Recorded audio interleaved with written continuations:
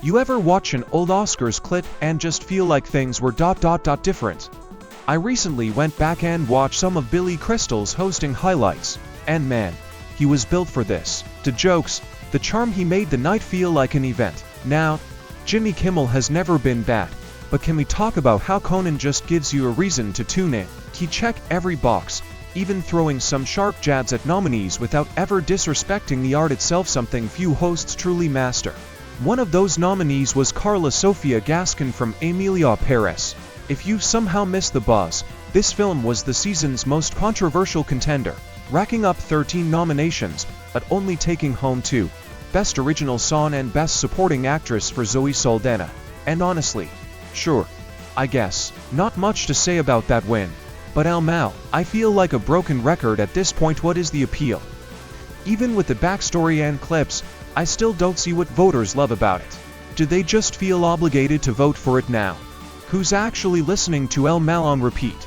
Either way, its acceptance speech was oddly fitting, writers awkwardly singing Emilia Paris, while the least enthusiastic audience ever gave half-hearted applause before they got played off. Honestly, that sums up its awards run perfectly. Now, on to some awards I was actually happy about. Dune.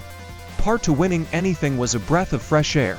Did it deserve more? Absolutely. But hey, at least the Academy hasn't completely lost its mind. Watching those speeches made me realize just how snubbed Denis Villeneuve was, and cutting both speeches short. At this point, I'm convinced someone at the Oscars has a vendetta against him.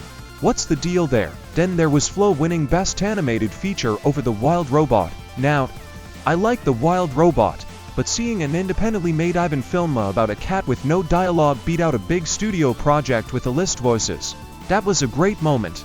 It gives me hope for animation's future. And speaking of surprises, I'm Still Here beating Emilia Paris was incredible, not just because I took a gamble on the pick in my predictions, but because it's simply a better film.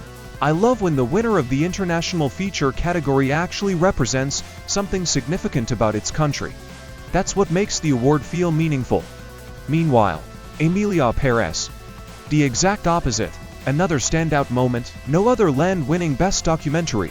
Seeing a film like this take center stage was huge, especially considering how last year's Jonathan Glazer speech went down. No need to spell it out, Free Palestine. And I can't believe I've waited this long to talk about the short films.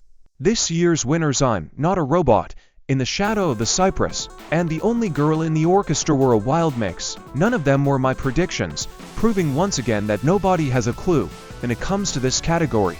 But The Only Girl in the Orchestra, that win actually threw me. It's such a forgettable doc, and for it to beat out a lineup of thought-provoking, sometimes disturbing films, that's mind-boggling. Then there was The Brutalist, which had a solid night. Adrian Brody won and his speech went on so long I'm convinced that's what crashed everyone's Hulu streams. He's not exactly chasing greatness these days, but the guy still deserved it. The film also won Best Cinematography and Best Score because of course it did. Hard to argue with those picks. Before going further, I have to talk about the In Memoriam segment. This was one of the saddest years for losses in film and TV, yet for some reason, the Academy chose the most ominous, outdated meme song ever. It didn't fit the moment at all. I kept waiting for a shift where it actually felt emotional, but it never happened. Just 3 minutes of weird, grim energy. And honestly, that's peak Oscars. Strange choices that make no sense. Good to have you back, Academy. Back to the movies. Wicked winning costume and production design. Expected, Conclave taking Best Adapted Screenplay. Deserved, The Substance winning Best Makeup. The most predictable award of the night. Well, wait, scratch that. Kieran Culkin winning Best Supporting Actor was actually insane. Love that guy. And if he's Annie Godin, Glenn Ross on Broadway, he could be GOT bound. Crazy, right? But let's talk about my guy because you know who I was rooting for.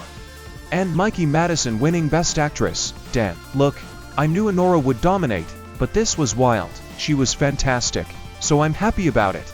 But deep down, I thought Fernanda Torres deserved it more. That said, I can't be too mad. The rest of Anora's sweep saw it coming. It took home Best Editing, Best Director, Best Original Screenplay, and, of course, Best Picture.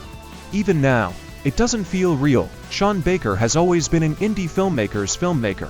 The guy has been on Letterboxd forever, constantly pushing smaller films and advocating for independent theaters, and now, he's standing on the Oscars stage, winning the biggest award of the night.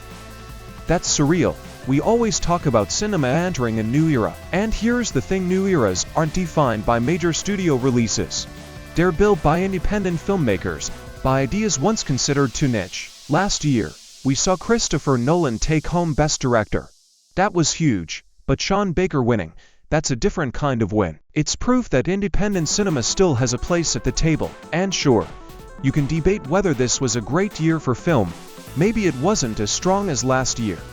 Maybe some of the best movies didn't win any awards, but what's clear is that we're standing on the edge of a shift. And that's something to be excited about. Those are my thoughts on this year's Oscars. Let me know what you think in the comments. What were your favorite wins? What shocked you the most? And as always, if you enjoyed this, don't forget to like, subscribe, and hit that notification bell. More deep dives coming soon on SpectraShowcase. See you next time.